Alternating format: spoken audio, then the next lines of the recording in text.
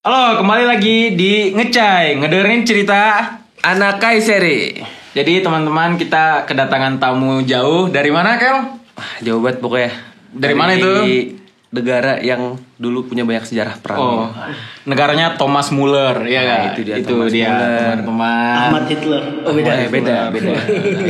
Jadi kita langsung saja sambut Bang Sipe Maulana.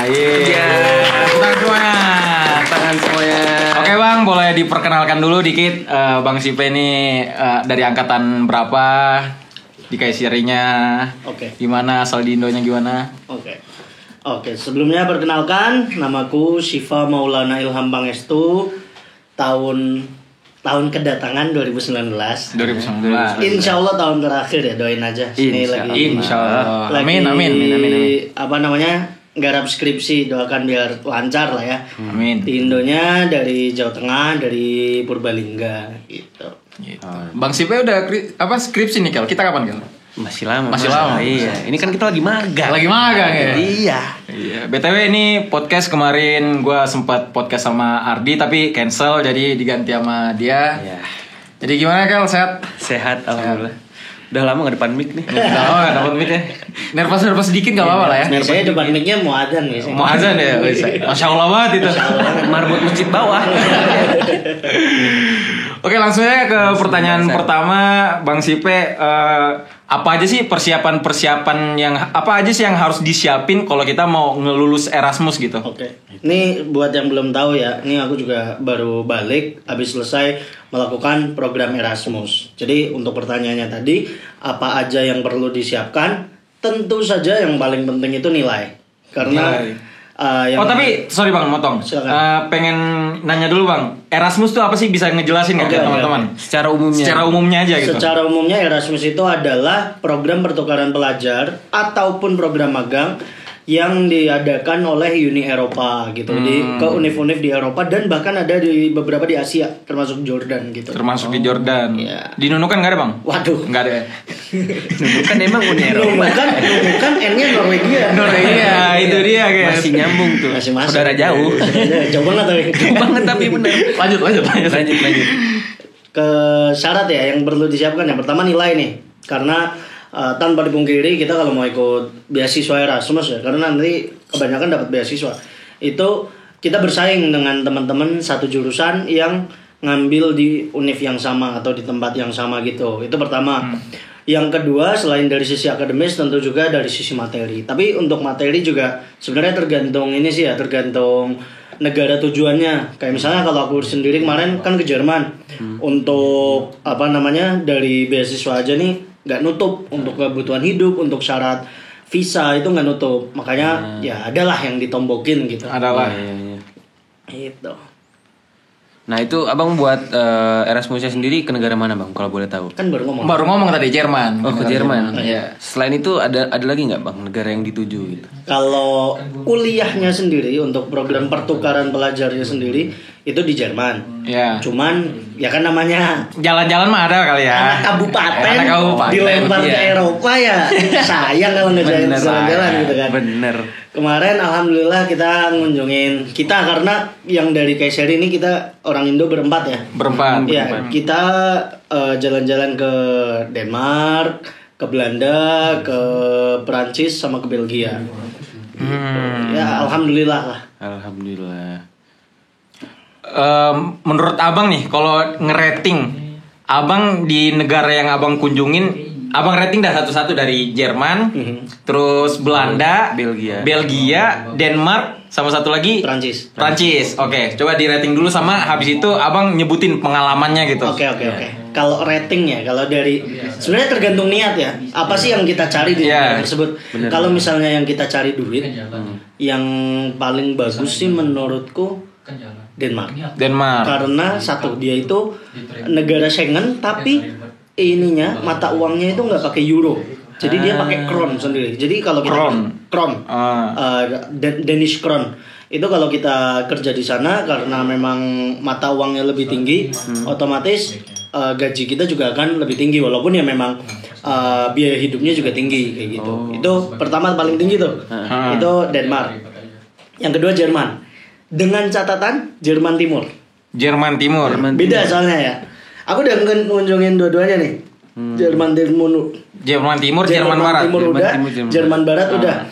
Kalau Jerman Timur itu kan kalau zaman dulunya ini kan orang-orang komunis ya, sebelum tembok Berlin hancur kan orang komunis. Oh, itu nyambung tuh sejarahnya. Nyambung, ada sejarahnya nih. Jadi semuanya itu lebih ketat, lebih teratur gitu. Jadi kalau dibandingin sama Jerman Barat yang dulunya liberal kapitalis itu kalau Jerman Barat itu banyak banget orang Turki gitu. Dan pandangannya orang lokal ke orang Turki itu kayak pandangan orang Turki ke orang Suriah. Oh gitu. Sangat tidak teratur. OS. Nggak mau kerja, nggak mau ikut peraturan, gitu-gitu. Serius. Makanya jadi kalau dilihat di petanya nih daerah-daerah yang kriminalitasnya tinggi kebanyakan di Jerman Barat. Kalau Jerman Timur kebanyakan bener-bener teratur gitu. Gitu. Nomor 2 Jerman. Terus yang ketiga itu aku bakalan milih Belanda. Timnas Iya. Pusat. Timnas Pusat. Itu dia. KNVB, shout out to KNVB. Terima kasih naturalisasi. Pemain impornya sukses semua alhamdulillah. Kalau di Belanda itu kalau misalnya kita pengen terutama karena kita orang Indonesia ya, itu enak banget tinggal, tapi bukan di Amsterdam ya, di Den Haag. Di kota Den Haag. Kemarin aku ngunjungin Den Haag juga. Kalau di Den Haag itu banyak banget orang Indonesia. Udah kayak di Tulungagung. Tempatnya Mas Faisal tuh yang kemarin di episode 2 ya guys ya. Itu. Tapi banyak banget kayak dikit-dikit ada toko martabak, ada toko warung burjo. Toko martabak. Iya, warung martabak. Waduh. Makanya bener kayak nggak mungkin yang namanya. Lu magang di sono ya, kalau dia minta buat martabak bang. Nggak mungkin homesick di Belanda.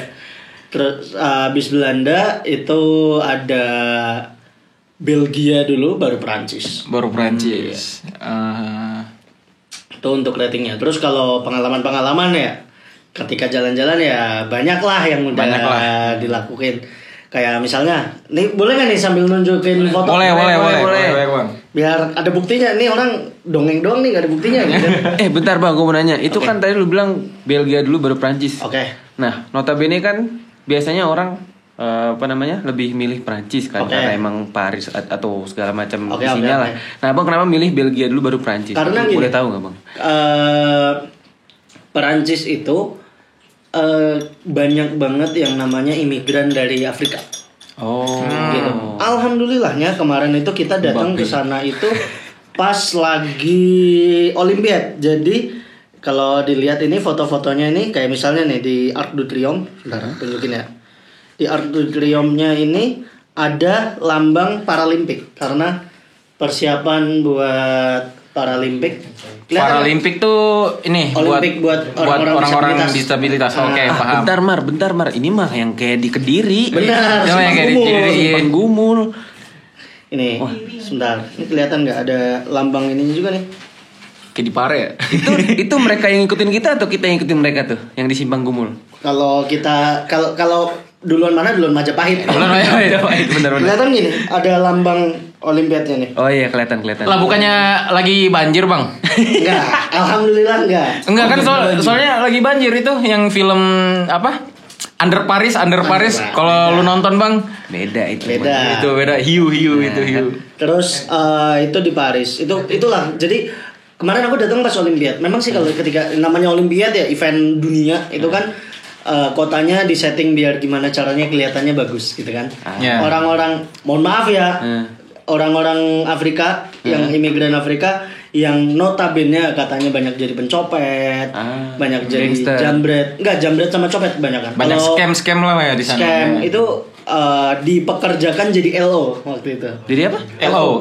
Oh, jadi iya. Soalnya memang stasiun metronya Paris itu jelimet banget. Naik turun bener-bener kalau nggak ada LO aku nggak bakalan bisa nggak bakal tahu lah ini arahnya kemana gitu. Susah banget, buat gitu. Transportasinya tuh petanya susah lah gitu. Dan di posisi Olimpik kayak gitu pun pernah lihat beritanya nggak kemarin yang atlet Indonesia kehilangan 130 juta di asrama.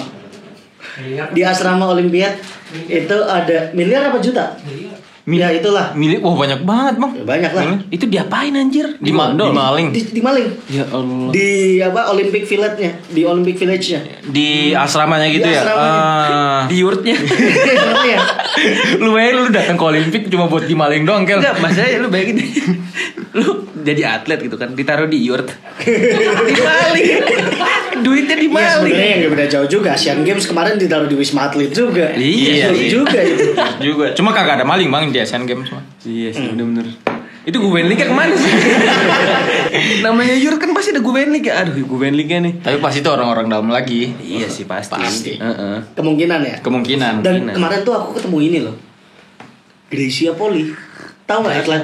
Oh, tahu. Atlet Iya, bulu iya, tangkis, iya. iya. Atlet putri bulu tangkis. Nah, aku kayak mukanya ngeh, tapi lupa namanya. Oh. Aku tahu nih orang pemain bulu tangkis, cuman namanya siapa Iya, gitu iya. lupa. Makanya aku dibaca nggak aku sapa, nggak ada fotonya di sini. Kenal. Iya.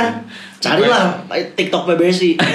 Abis kalah ternyata. Abis kalah. Pantesan jalan-jalan gitu. Jangan sapa dulu. Iya bener. Kena semprot. Kemarin kan di lapangan itu bulu tangkis yang di apa Yang di smash sama dia. Ntar kalau udah di jalan lagi ngamut kan. Aduh. Beda bulu yang ditepok tuh. Syukuran. Nah iya bener. BTW sebelum lanjut bang, boleh kali diminum dulu C-nya nih, Makasih ya, dimakan. buat teman-teman. Soalnya ini kan podcastnya ngecai ya. Ya kali kagak ngecai. Kalau nggak ada ngecainya nggak ngecai dong. Nah, diseruput dulu ini boleh silahkan. Ada ya cemil-cemilan lah tipis-tipis. Terus itu kan di ini bang, di Prancis, di negara Mbappe lah. Habis itu lanjut ke pengalaman abang yang di emang bener-bener kuliah gitu, yang di Jermannya tuh kayak gimana? Sistem pendidikannya kayak gimana? Apa perbandingannya dengan sistem pendidikan Turki, pendidikan Indonesia, atau perbandingan yang di Erasmus kemarin bang? Oke. Jadi mungkin kalau bicara tentang perbandingan ke sistem perkuliahan di Indonesia, aku nggak bisa bilang banyak ya, karena memang habis dari pondok langsung ke sini kan? Turki, Ya, cuma abang bisa ngejelasin ya, secara perbedaannya lah. Turki sama Jerman tuh kayak gini. Kayak untukku pribadi di IBV di jurusan HI itu kebanyakan pengajarannya itu satu arah. Jadi dosennya kayak ceramah aja gitu. Nah, sedangkan kalau di Jerman itu kita bisa loh nyalahin dosen gitu. Maksudnya dan kadang dosennya sengaja ngasih tahu sesuatu yang salah buat mancing kita nyalahin dia. Oh. Kayak gitu. Jadi bener-bener dua arah gitu. Iya. Kita nggak cuman diajari, tapi dipancing untuk berpikir. Critical thinking. Critical thinking gitu. Dan apa namanya dosen-dosennya itu nggak ada yang ini sama sekali, nggak ada yang apa sih sok berwibawa gitu, tau gak sih? Oh, Jadi iya. bener-bener merakyat aja sama Bener-bener kita. merakyat gitu. Duduk di meja gitu. Jadi nggak ada gap lah bahasa. Nggak ada gap. Terus apa namanya kayak bahkan sampai sekarang nih kan kayak kemarin kan aku ada tentang tentang ngambil matkul tentang ini. Kalau pengungsi itu kalau misalnya negara nih, misal negara bubar, otomatis warganya harus pindah kan. Itu nanti hukumnya kayak gimana? Itu aku ada mata kuliah tentang itu. Nah, skripsiku sekarang tentang itu juga. Profesornya, bukan profesor, doktornya sampai sekarang masih mau diajak diskusi. Saking asiknya aja. Saking gitu. asiknya. Iya. Jadi abang selama buat skripsi masih terbantu lah sama Masih profesor-profesor yang kemarin gitu. Iya. Jadi oke banget lah ya gitu Kel. Oke lah kalau gitu. Oh iya, kalau oke cuma duit ya. Itu dia. Kalau urusan duit sih beda ya. Kita emang nggak bisa memungkiri kan, kita di sini pakai lira, di sana pakai euro, itulah perbedaannya kan. Nggak ngangkat bener. Kalderamas. Itu dia. Nah, Bang, kalau boleh tahu kemarin pas di Jerman itu kuliahnya pakai bahasa pengantarnya apa, Bang? Bahasa Inggris kah, bahasa Jerman kah? Oke. Ini aku lebarin ya, dan jadi nggak cuma tentang kuliah ya. Tentang kuliah.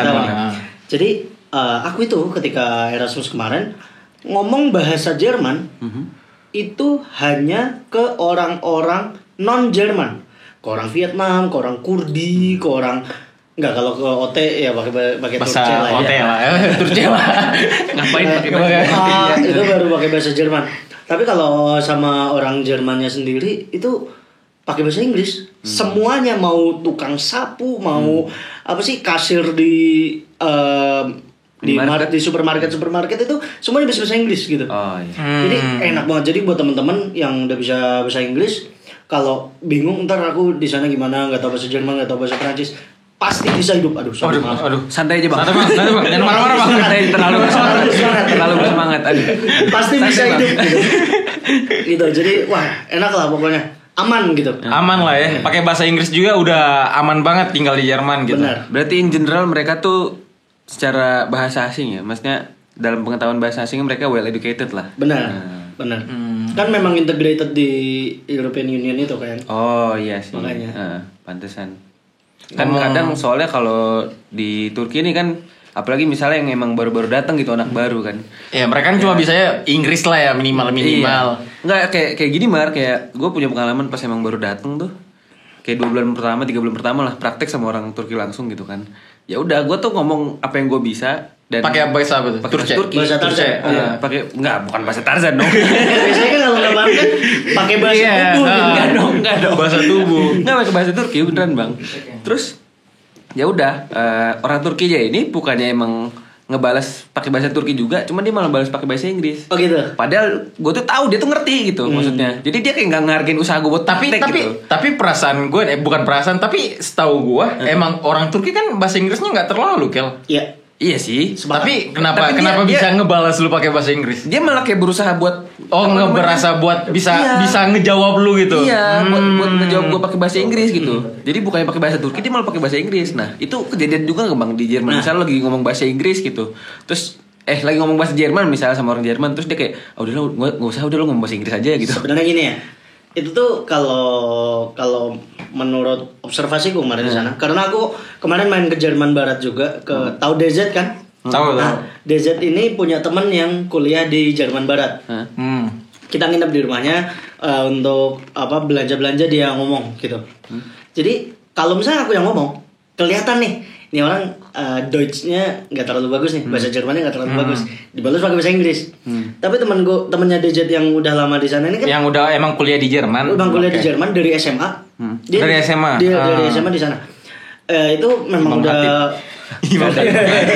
memang udah fluent gitu kan. Ketika dia ngomong bahasa Jerman ya dibalasnya pakai bahasa Jerman. Jadi menurutku gini, untuk kasusmu itu kayak gini loh. Kayaknya ya orang lokalnya tuh mikir, nih kalau aku balas pakai bahasa lokal kayaknya nggak bakal paham nih bocah nih. Kayak gitu loh.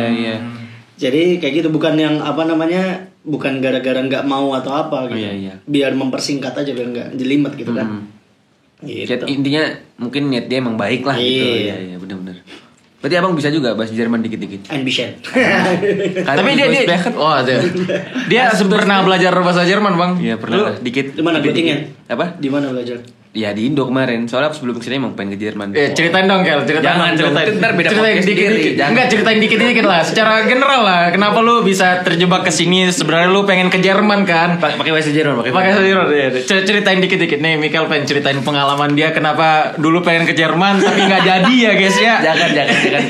Pakai bahasa Jerman ya dikit-dikit. Eigentlich wollte ich in Deutschland studieren. Aber das Leben in Deutschland ist lu pronunciation-nya salah tapi Aba. Iya Aba. Kan gue belajar di Indo ya. Kan lu langsung praktik di sono. Bisa lah. Terus apa lagi tadi? Gue lupa kan. Abah, anak Abah. Enggak, beda. Sensor kan? Sensor. Enggak apa-apa sih, enggak disensor juga. Anak Abah emang kenapa? Apa salahnya gue sebut anak? Ya, anak Abah berarti kan cucu kan. Cucu ya, gitu kan. Cucu. Itu dia maksudnya kan. Sapu terus. Jadi ngomong-ngomong soal Erasmus nih bang, apa aja sih hal-hal tersulit yang abang alami selama Erasmus maupun di Jerman atau yang negara-negara yang abang kunjungi gitulah, hal-hal tersulitnya? Paling penting ya. Yang paling penting. Masalah duit. Duit. Kita belak-belakan aja ya. Soalnya kemarin buat dapetin visanya aja. Ya nggak cuma visa sih. Untuk keseluruhan kemarin aku nombok sebanyak 53 juta. Untuk dapat visanya itu aku nombok 38 juta. Jadi kalau nggak bayar 38 juta di awal nggak berangkat, belum tiket. Berarti kalau belum 38 belum dapat tiket. Ya, enggak. Kan 38 ini baru dapat visa nih. Baru dapat visa. Tiket beda lagi. Berarti 30 kalau nggak ada 38 juta itu nggak ada visa. Iya. Oke, I see. Tiket pun belum dibeli. Tiket pun pasti dong kalau belum ada visa pasti belum bisa beli tiket. Jadi gini. Kan kalau misalnya ke Jerman itu untuk sistem visa Jerman itu ada yang namanya block bank account. Jadi kita deposit duit ke situ, nanti setiap bulan bakalan keluar gitu. Nah, untuk dapetin visa Jerman itu minimal 934 euro kemarin untuk gue ya. Nah, sedangkan dari Erasmus ini beasiswanya 600 euro per bulan. Jadi kan 934 sama 600 kan masih kurang 334 euro per bulan. Ya udah 334 euro dikali 6 karena aku 1 semester. Itu jatuhnya 38 juta. Jadi total gini, keseluruhan tuh. tapi itu 38 juta enggak kita bayar terus hilang, enggak. Ntar itu jadi uang hidup kita di sana gitu loh. Jadi kalau misalnya kalau negara-negara lain mungkin untuk dapetin visa kan butuh yang namanya rekening koran. Iya. Fungsinya rekening koran itu kan aslinya biar menjamin bahwasannya anak ini nggak bakal terbengkalai, nggak bakal luntang lantung. Layak Ya, hidup buat- dengan layak di di negara tersebut gitu. Oke. Kalau di Jerman nggak pakai rekening koran tapi pakai block bank account tadi, jadi kita deposit gitu. Nah, jadi jatuhnya gini, karena yang namanya Erasmus itu ketika awalnya itu cuman keluar 70%, aku itu dapat pokoknya dari uang Erasmus itu cuman nutup buat sewa asrama sama bayar asuransi. Uang makan dari 38 juta tadi. Kayak gitu. Terus jalan-jalan. Jalan-jalan duit lagi tuh. Jalan-jalan duit lagi. Nah, itu untuk tiket-tiket semuanya itu 200 euro sendiri. Tiket doang. 200 euro. Iya, tapi semua ya. Oh, maksudnya keseluruhan iya, ke iya. 6 ya Bang, 7 negara. 4. 4 negara. Enggak, sebenarnya 3 negara karena jadi aku ke Denmark satu trip, balik kuliah, selesai ujian, habis itu trip lagi selama 1 minggu ke 3 negara tadi. Iya, 4 berarti. Oke. Ke apa namanya? Pertama ke Belanda, habis itu ke Belgia, habis itu ke Perancis. Dan wah, kalau kalian tahu pengalaman di sana, wih, ngeri sebenarnya. Apa ya tuh Bang pengalaman tuh Bang? Ngeri, Bang. Nih Ngeri, kalau ngeri. misalnya nggak layak bisa disensor ya, editor. Oke. Jadi pertama gini, pertama kita berangkat ke Belanda waktu itu. Ke Belanda. Timnas pusat. Berdua kita berdua, aku sama DZ.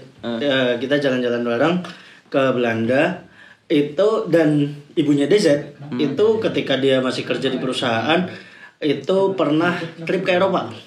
Oke. Jadi dia tahu rekomendasi makan di mana yang halal yang ini gitu kan. Nah, ketika di Amsterdam itu ketika kita di Belanda itu ibunya DZ ngerekomendasiin restoran Malaysia di Amsterdam Central namanya. Iya. Bayangin Jumhuriyet Medan lah. Iya. Nah, itu Kale. Beda dong. jadi kita ke restoran pertama yang direkomendasiin ibunya DZ, tapi tutup. Kita telat 15 menit karena datangnya udah jam 9 waktu itu. Ke restoran satunya. Makan lah berapa? 18 euro pokoknya. Habis itu kita udah nyampe Amsterdam Central nih. Jalan-jalan lah sampai malam gitu. Muter-muter aja gitu. Nah, kalian pernah denger nggak yang namanya Red Light District?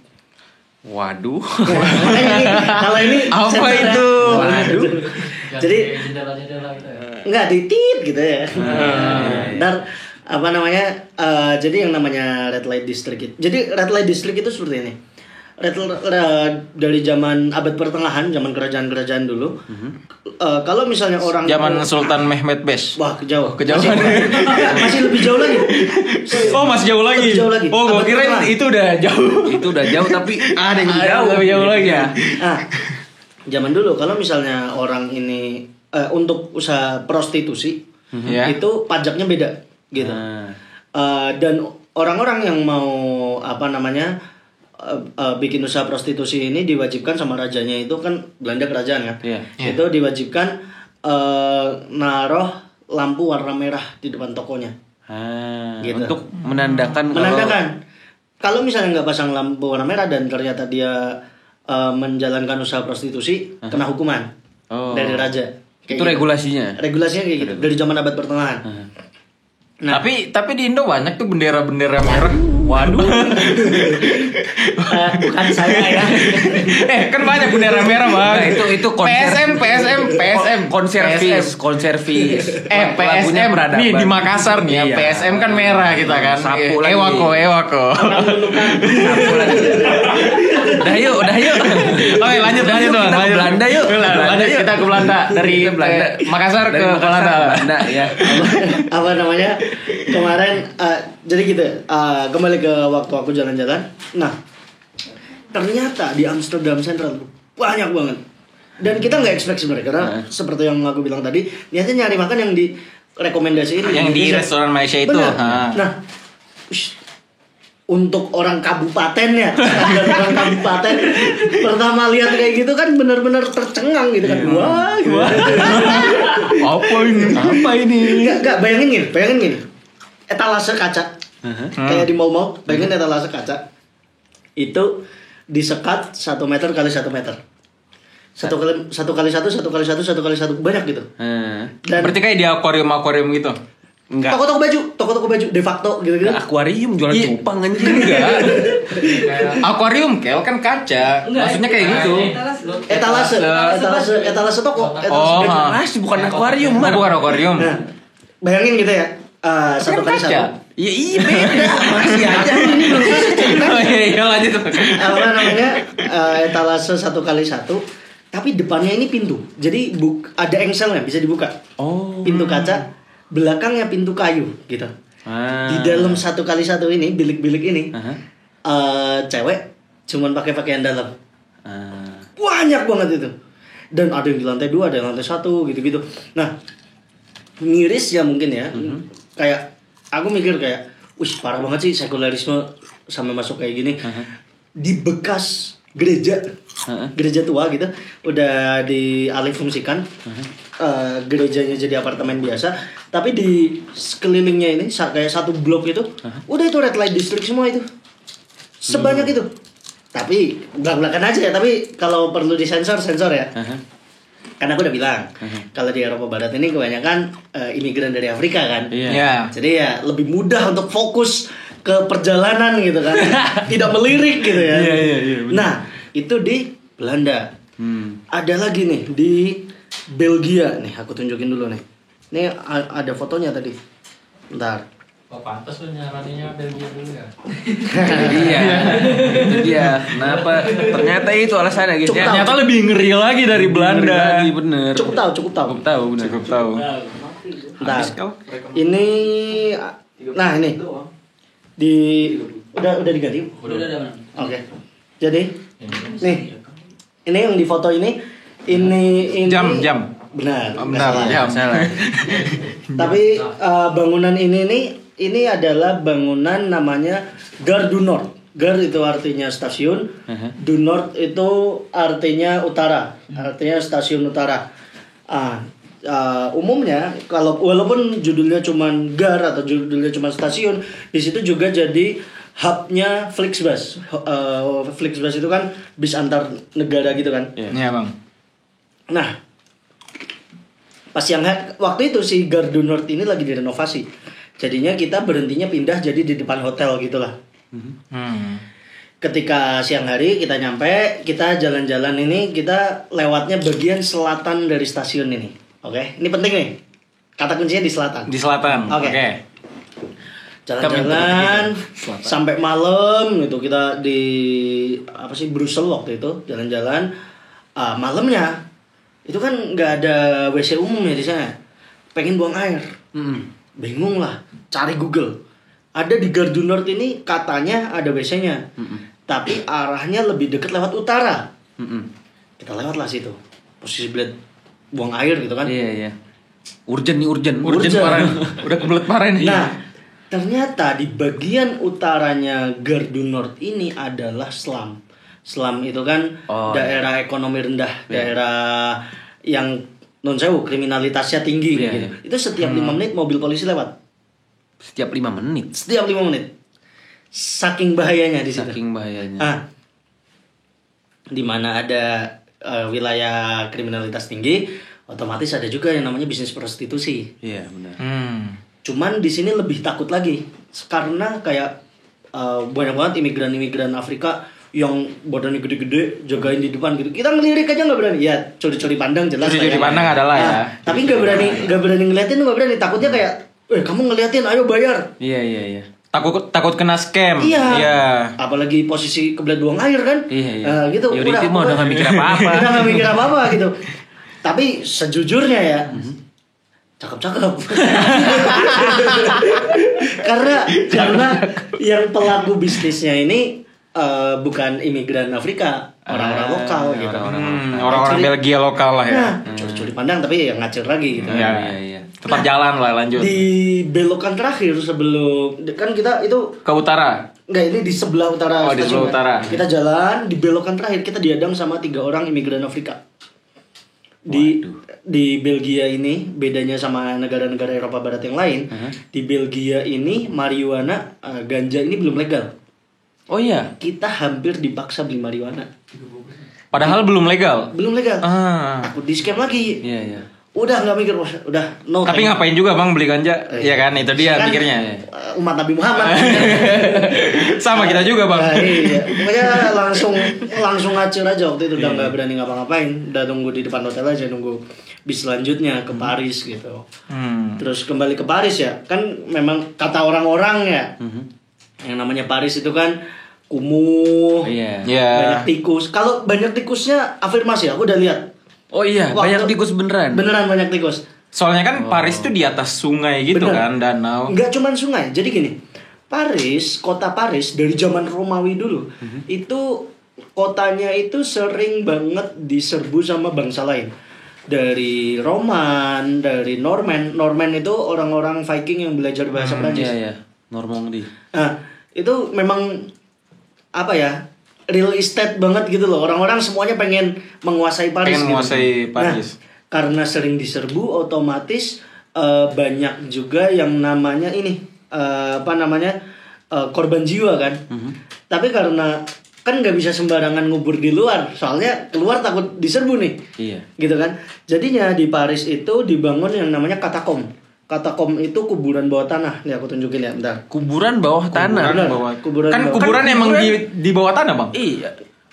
Kalian nih aku tunjukin dulu nih. Sabar. Kita lihat Jadi ini. kuburannya dirubah jadi mana sih, nggak kelihatan. Bentar ya guys.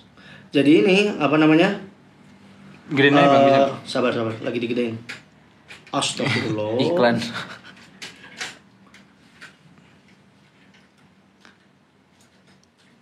Nah, kelihatan nggak? Kelihatan. Kelihatan nggak? Notis bang. Salah. Nah. Jadi gini, memang dari dulu tuh sering dijadiin gini. Jadi orang-orang Prancis itu memang kota Paris ini dari dulu memang terkenal sanitasinya buruk karena mereka nggak bisa keluar dikit diserbu kan. Makanya kuburan aja kayak tengkorak aja disusun kayak gitu. Saking nggak bisa keluar ininya. Saking nggak bisa keluarnya. Benar. Jadi memang kotornya terafirmasi gara-gara ini nih. Gara-gara dari dulu banyak serangan gitu. Dan ini sekarang itu jadi wisata. Tapi kemarin sayangnya aku nggak datang ke sini. Tapi kayak katakom ini gue teringat sama kayak Toraja bang. Jadi orang Toraja itu tuh emang dipajangnya di tebing-tebing gitu. Apa namanya? Tomohon, bukan ya? Iya, Tomohon. Di Tomohon kan. Nah, jadi kalau di Paris kayak gitu, kan mungkin aku mikirnya gini nih. Kalau misalnya dia itu di tebing, mungkin kan kalau kena angin jadi lama-lama kering gitu kan? Iya benar. Ini kan di bawah tanah, kayak di bawah tanah tapi nggak nyentuh tanah gitu loh. Jadi kayak kuman, jadi sarang tikus gitu-gitu. Ya gitulah pokoknya. Terus dan kemarin kan sempat viral tuh, yang 5 miliar euro dihabiskan untuk membersihkan Sungai Seine yang katanya buat Olimpik. Yang emang dipakai buat Olimpik bang. Emang dipakai. dipakai. Dan aku udah bisa confirm itu memang bau banget sih. Iya. Terus tapi katanya wali kotanya udah nyobain duluan. Nggak tahu itu beneran apa enggak ya? Nggak tahu beneran atau enggak. Tapi realitanya beneran bau banget. Aku foto di atas jembatan Bir Hakim, itu bau. Nih fotonya, bentar. Aku cari dulu. Ada tadi. Itu yang di bawahnya Menara Eiffel langsung sungainya kan bang? Nggak langsung ini ya, di sampingnya kan? Itu langsung sungainya emang langsung. Nah, Itu yang parade-parade itu berarti? Iya, yang parade itu yang lomba. Jembatan Bir Hakim. Di belakangnya ada Menara Eiffelnya nih. Nah ini di bawahnya nih langsung sungai nih. Ini Sungai Zain nih di sini nih. Kelihatan nggak sih? Itu nyambung emang ngelilingin kota Paris ya di tengah-tengahnya. Membelah. Lebih tepatnya iya. membelah gitu. Bau kak? Hah? Ke bawah ke sini. Apa? Ke bawah ke sini. Ke bawah sampai sini. Gitu. Jadi gitu di Paris ya walaupun kayak bayangin kayak gini. Waktu itu yang posisinya lagi Olimpik aja masih bisa lihat tikus segede lengan gitu kan. Apalagi kalau nggak lagi Olimpik gitu kan. Gitu. Posisinya Olimpik nih yang emang benar-benar memperbagus citra lah ya. Satu dunia ngelihat di Olimpik, tapi masih ada kayak gitu gitu. Itu di Paris. Itu di Paris, Bang. Tapi Kan udah Belanda, Belgia, Paris, Jerman udah nih. tinggal Denmark. Denmark. Denmark ini sebenarnya trip kedua kita waktu itu. Pertama jalan-jalan ke Berlin, habis itu kita ke Denmark. Jadi aku, DZ sama Rofik. Rofik walaupun dia itu apa namanya? Poland. Di Poland, Erasmusnya berangkat ke sama Denmark Bang. karena dia nemu tiket murah 200.000 PP. 200.000 rupiah. Rupiah. Loh, pesannya pakai rupiah? Enggak. Enggak. Kalau di dikonversiin. Kalau Iya. di X-in. Kalau di XE nya. Sesuai XE ya. Enggak. Kalau di sini kita nggak pakai Excel, kayaknya Wise. Oh, pakai Wise. Ya. Apa namanya itu 200.000. Makanya kita jalan-jalan ke sana. Nah, jadi pertama yang aku mau bilang ini Copenhagen, ibu kotanya Denmark ini unik banget. Holland. Dia ini Holland Copenhagen. Emang iya? Iyalah. Kevin dia Dix juga. ini Kevin Dix ya benar Kevin Dix. Lah, belum. Apa namanya? Udah kita bikin podcast bola aja. Si Copenhagen ini kan kalau tadi Paris kan dibelah sama Sungai. Ya. kalau ini dibelah sama laut. Jadi dia itu di pinggir laut. Bayangin kayak Jakarta gitu. Tapi Nabi Musa. enggak Belum, gitu. enggak. Oh, bukan. Beda dong. Jadi bayangin kayak Jakarta tapi ininya nunggu dulu nggak? Oke, dan untuk tadi yang terakhir nih tentang Denmark nih. Kalau Denmark itu secara geografi itu menarik banget. Soalnya dia itu kotanya itu bayangin kayak Jakarta. Kan ada Kepulauan Seribu ya. Iya, Tapi benar. Kepulauan Seribu dari Jakartanya kan jauh dan itu kecil-kecil. Iya, kan? benar. Iya, benar. Pulaunya kecil-kecil. Nah, bayangin itu posisinya kayak Batam Aha. sama Kepulauan Riau gitu. Jadi Sama gede-gede. Kepri. Oke. Nah, pulaunya gede-gede Iya. dan maju banget gitu. Jadi bayangin Lembo jadi taksi. Lambo jadi taksi. Lambo Betul. jadi taksi. Lembo jadi taksi. Ini jadi apa nih, Bang? Waduh. Itu buat jualan jualan simit. Iya bener. Mobilnya berarti pada kayak gitu semua bang. Wah, Kurang wes. lebih. Paling jelek Tesla. Paling jelek. Oh, paling jelek Tesla. ini nih yang putih nih. Jadi waktu di Denmark itu kita lebih susah nyari mobil jelek Daripada mobil bagus. Bener. Bentar, gimana? Lebih susah Nyari mobil jelek daripada mobil bagus. saking majunya. Saking majunya. keren-keren Ekonominya mobilnya. saking majunya. Bener. Gitu. Hmm. Dan sejujurnya ya, cakep-cakep banget ceweknya. Apa orang-orang Skandinavia, orang-orang Iya, orang Viking itu Skandinavia. benar-benar yang blonde-blonde itu. Matanya biru. Birunya benar-benar biru-biru akrilik gitu kan. Biru akrilik, biru cupang loh. Cupang serit no. Half moon kan. Tapi serius, Half tapi moon. memang kayak gitu orangnya rata-rata. Dan itu di mana-mana dia. Bayangin tuh jalan, tapi semua NPC di jalan ini model gitu. iya. Secakep itu gitu. Itu di Denmark, dan di Denmark ini kayak tadi aku bilang ya, karena dia itu di tengahnya ada laut. Tengah-tengah itu banyak laut. kayak apa namanya, ferry itu benar-benar dipakai banget buat kemana-mana gitu. Bayangin Transjakarta tapi pakai kapal gitu. Oh. Semaju itu. Dan kayak apa namanya, orang kalau misalnya pengen menghabiskan waktu, biasanya kan orang Indo biasanya San Mori, ya kan, Iya. jogging. Kalau di sana ini Ini main ski. Kano. Oh, kano. Gitu. Oh main kano. main kano, wah Iya, asik iya, banget, bener-bener potret negara maju gitu kan. Iya. Itu nih, bentar, ada fotonya. Dan Ada fotonya. saking, kan tadi aku bilang ya, ada apa namanya, ada laut kan. Hah? Jadi di tengah-tengah ibu kota ada pangkalan militer. Gimana? Pangkalan militer. Itu pangkalan militer. Pangkalan militer. Ini kapal perang. Kapal perang. Kapal Tengah-tengah perang asli. ibu kota. Di Wah, tengah-tengah ibu emang kota. cakep banget sih, guys. Makanya. Dan Denmark. Denmark itu Holland. kayak gitu. Dan ya apalagi itunya tinggi ya. Apa tadi yang aku bilang? Mata uang. Mata uangnya tinggi banget. 1 kron berapa bang? 1 kron. 1 kron itu 2,5 euro. €2,5. 1 kron €2,5. Iya. Waduh. €1 20 Borek ribu. itu 0,7 kron. Borek stick gitu. 0,7 kron. Berarti itu €1 lah. enggak lah. Enggak dong. Enggak lah, itu berarti kalau ditelein 150 tele, borek stick. Iya. Bayangin si Mit 150 tele, apa enggak demo orang? Itu udah bukan turun ke jalan lagi anjir. Langsung maju ke parlemen itu. Itu dan apa di Denmark ini ininya kayak mereka orang-orangnya inklusif gitu. Kan aku kemarin waktu ke sana itu posisi lagi pemilu European Parliament buat maju di EU gitu kan. Iya. Itu tebak namanya siapa yang ada di poster. Coba kasih satu nama. Menurut lu siapa? Siapa nama-nama orang Denmark ya? Halan. Itu orang Norway. Orang Norway. Holun. Nama-nama orang Denmark tuh Eriksen. Bjorn. Bjorn. Enggak. Tahu gak siapa? Abdul Rahman. Abdul Rahman? Iya demi Allah. Jadi orang-orang ada namanya Finn Nguyen siapa gitu. Oh iya. Iya orang-orang yang bukan. Oh berarti asli. namanya bukan Denmark banget ya? Karena orangnya memang bukan asli orang sana. Jadi Oh. imigran bisa nyalon di sana. Oh, iya. Imigran bisa nyalon. Iya kayak negara-negara Eropa tuh kayak gitu. Kayak di Inggris aja kan Oh, banyak iya. didominasi sama orang-orang India Ya, gitu. Pakistan, Benar. Pakistan. Orang wali kota London aja Sadiq Khan namanya. Iya. Gitu. Iya. Jadi itu yang salah satu bikin Denmark nomor tuh satu emang tadi nomor kan. satu. Kok di sini nggak ada bang? Itu ada Istanbul. Karabuka. Indonesia juga tuh. Karabuk itu benar-benar kara.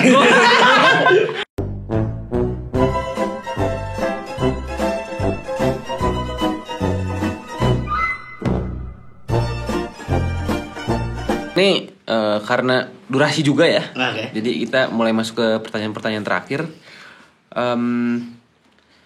Apa pengalaman yang paling berkesan selama Erasmus bang? Dari semua yang abang ceritain itu, dari semua tempat yang abang udah kunjungin, dari semua orang yang abang temuin itu, mana yang paling berkesan? Oke.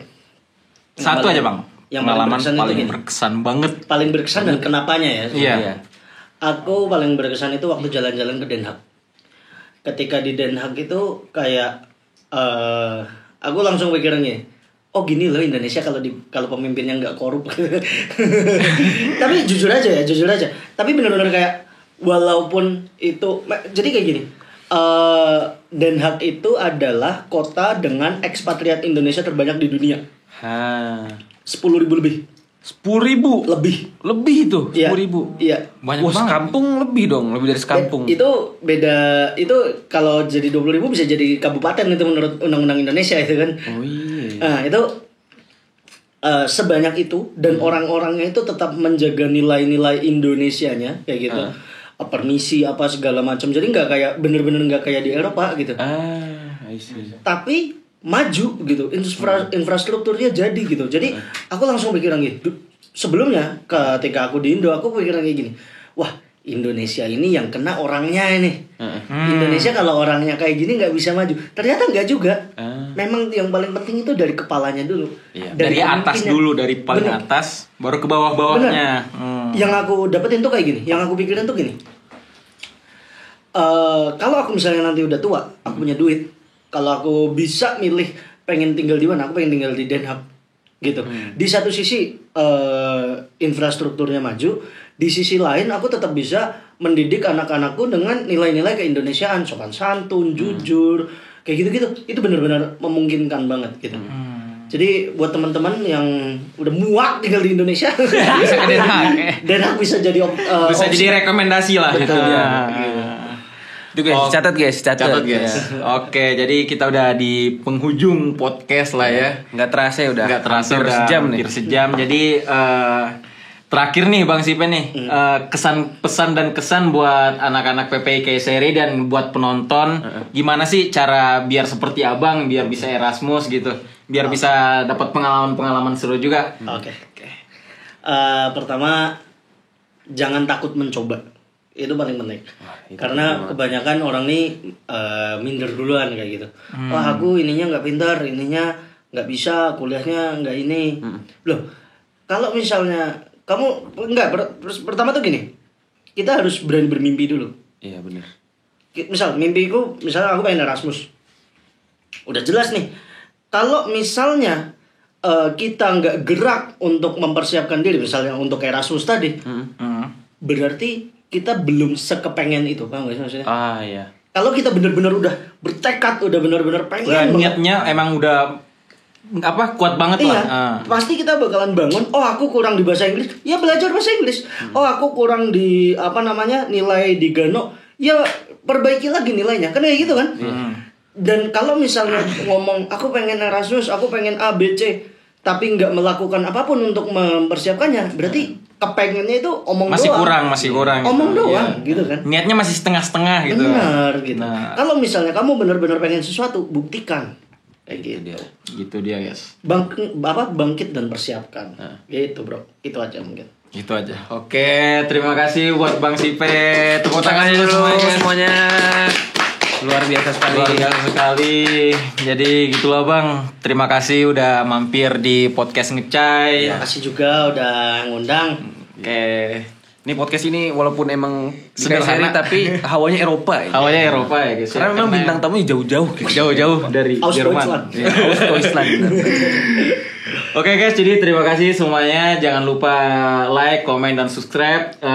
Gua Amar Paluvi. Gua Mikael Hamid. Sampai jumpa di podcast selanjutnya. See you guys. See you guys.